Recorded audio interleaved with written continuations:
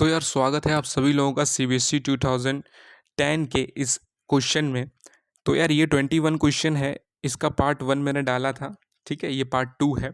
तो यार इसमें भी वही चीज़ है कि कैसे आप इसे सॉल्व करोगे। अगर आपको ट्रिग्नोमेट्री की टेबल आती है तो आप इजीली इसे सॉल्व कर सकते हो।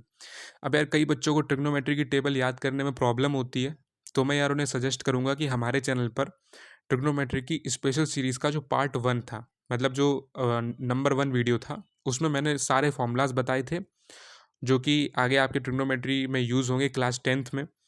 और ट्रिग्नोमेट्री टेबल आप कैसे याद करो, ठीक है, वो बताया था। याद करने की एक ट्रिक बोल सकते हो आप, वो बताई थी, ठीक है।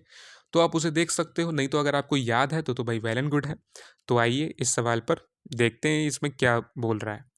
तो देखो क्या है, tan square 60 degree plus 4 sin square 45 degree plus 3 secant square 30 degree plus 5 cos 90 degree upon cosecant 30 degree plus secant 60 degree minus cot square 30 degree. अब ये बड़ा सा इतना गंदा सा एक्सप्रेशन है। जैसा मैंने बोला ट्रिग्नोमेट्री टेबल याद है तो कुछ भी नहीं है इस सवाल में। सिंपल टेन 60 की वैल्यू √3 होती है, स्क्वायर है, टेन स्क्वायर 60 डिग्री है तो √3 का स्क्वायर कर दो। प्लस में 4 इंटू साइन 45 की वैल्यू 1/√2 होती है, स्क्वायर है तो 1/√2 का स्क्वायर कर दो।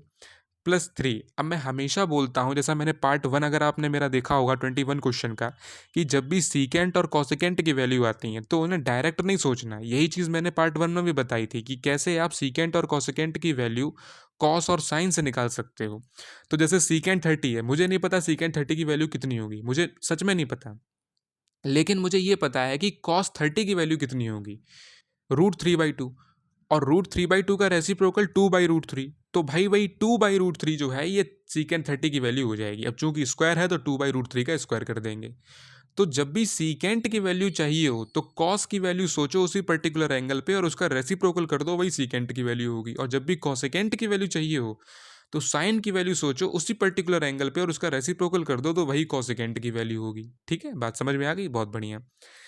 फिर क्या है, +5 cos 90 की वैल्यू 0, तो ये +5 इंटू 0 0 हो जाएगा। अपॉन में क्या है, कॉसेकेंट 30। अब वही चीज़ मैंने बोली कि कॉसेकेंट 30 की वैल्यू चाहिए, तो मुझे नहीं पता कॉसेकेंट 30 की वैल्यू कितनी होती है, बट मुझे ये पता है कि साइन 30 की वैल्यू कितनी होती है, 1/2। 1/2 का रेसिप्रोकल करो 2, तो भाई 2 जो है वो कॉसेकेंट 30 की वैल्यू हो जाएगी।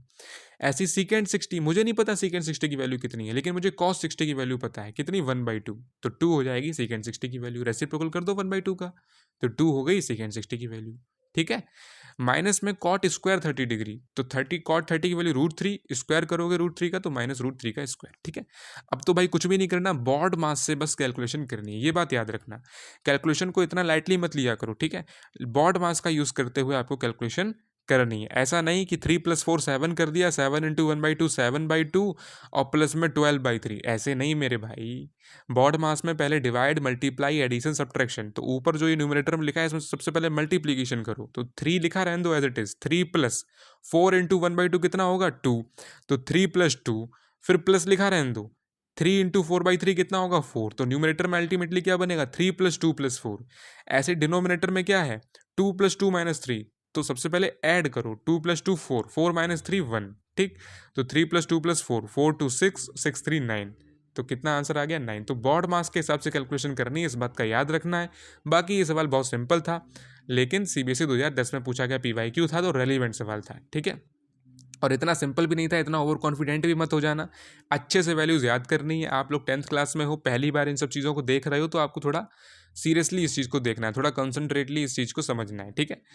कैसे याद करते हैं ट्रिग्नोमेट्री टेबल, अगर आपको याद करने में दिक्कत हो रही है, जैसा मैंने आपको बताया, आप हमारे ट्रिग्नोमेट्री की स्पेशल सीरीज़ का जो फर्स्ट वीडियो है वो देख सकते हो, या आप कहीं से भी पढ़ सकते हो, लेकिन आपको अच्छे से ट्रिग्नोमेट्रिक टेबल जो है वो पूरी याद होनी चाहिए। तो यार ऐसे ही नए वीडियोस डालते रहते हैं यार। अगर आपको अच्छा लगा तो प्लीज़ भाई चैनल को सब्सक्राइब जरूर करो, क्योंकि बिना किसी चार्ज के, बिना किसी अमाउंट के आप चैनल सब्सक्राइब कर सकते हो। और भाई उल्टा आपकी मदद होगी, क्योंकि सारे रेलिवेंट क्वेश्चंस हम ला रहे हैं। इससे पहले आप ये समझो 20 क्वेश्चंस पढ़ चुके हैं, साथ में 21 क्वेश्चन का पार्ट 1। ठीक है। इससे पहले 20 क्वेश्चंस पढ़ चुके हैं। ठीक है, 20 क्वेश्चंस तो बहुत इंपॉर्टेंट है, और सारे पीवाईक्यूज थे मेरे भाई। तो बहुत मतलब इसीलिए मैं बोल रहा हूँ, आपकी बहुत मदद होगी, बस आप चैनल भाई सब्सक्राइब जरूर करो। मिलते हैं आपसे नेक्स्ट क्वेश्चन नंबर 22 में। तब तक के लिए वीडियो देखने के लिए बहुत बहुत धन्यवाद।